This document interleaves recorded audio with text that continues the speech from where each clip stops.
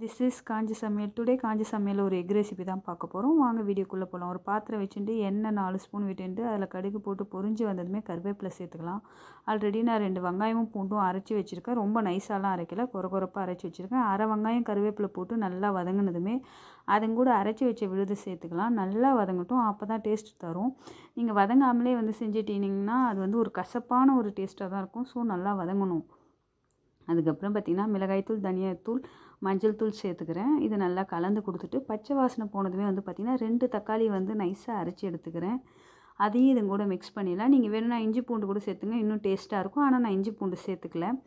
So இது நல்லா கலந்து கொடுத்துட்டு அதுக்கப்புறம் பார்த்திங்கன்னா இதனோட பச்சை வாசனை போகணும். தக்காளி எப்போவுமே பச்சை வாசனை போகலன்னா கசப்பாக இருக்கும். ஸோ அதனோட பச்சை வாசனை போகிற வரைக்கும் நல்லா வதங்கினதுக்கப்புறம் உருளைக்கிழங்கு, பாதி வெந்த உருளைக்கிழங்கு இது கூட மிக்ஸ் பண்ணிவிட்டு 1 கிளாஸ் அளவு தண்ணி சேர்த்துக்கிறேன். ஆல்ரெடி பாதி வெந்ததுனால ஒரு 5 நிமிஷம் விட்டாலே போதும். இது கூட நல்லா வெந்து வந்துடும்.